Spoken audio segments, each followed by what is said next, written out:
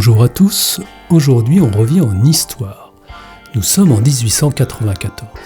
La jeune Troisième République a encore de nombreux ennemis qui voudraient imposer une dictature. Dans ce contexte, la République a besoin du soutien de l'armée pour maintenir les valeurs républicaines dans le pays. Elle ne peut donc pas se mettre à dos les militaires. Mais survient l'affaire Dreyfus. La République va devoir choisir.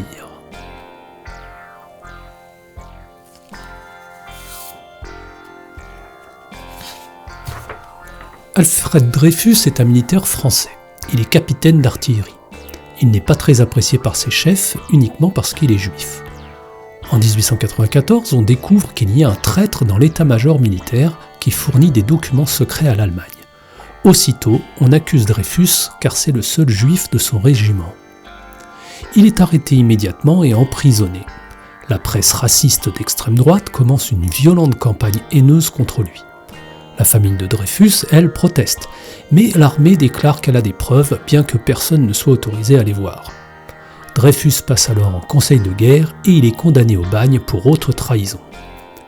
Il est ensuite dégradé publiquement avant d'être exilé sur l'île du Diable en Guyane. L'armée espère qu'il va y mourir rapidement. À Paris, le colonel Picquart n'est plus très convaincu de la culpabilité de Dreyfus. Il découvre très vite que le véritable traître est le commandant Esterhazy. Mais le général de Boisdeffre fait tout pour empêcher Picquart de relancer l'enquête. Il est aidé par le commandant Henry qui fabrique de fausses preuves contre Dreyfus pour alourdir le dossier. Certains commencent à s'interroger. L'écriture du traître est publiée dans la presse. Certains reconnaissent l'écriture d'Esterhazy. Mais c'est Picquart, convaincu maintenant de l'innocence de Dreyfus, qui est arrêté. Et l'armée organise un procès contre Esterhazy pour le déclarer innocent. Au bout de 4 ans, la situation semble donc bloquée. L'armée ne veut pas reconnaître qu'elle s'est trompée en enfermant un innocent et que ses chefs ont agi uniquement par haine des Juifs. Le vrai coupable a été innocenté, les soutiens de Dreyfus sont menacés. Mais le 13 janvier 1898, l'affaire rebondit. L'écrivain Émile Zola fait publier dans l'Aurore son article « J'accuse ». Désormais, la France entière a les éléments sous les yeux. Mais l'armée porte plainte contre Zola, qui est lui aussi condamné à 1 an de prison. La République est maintenant coupée en deux entre Dreyfusards, qui veulent voir triompher la vérité, et anti-Dreyfusards, qui regroupent tous les haineux habituels.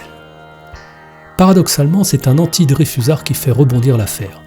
Le ministre Cavaignac exhibe à la Chambre des députés des documents qui sont censés être de la main de Dreyfus. Mais ces documents sont des faux, fabriqués par le commandant Henry.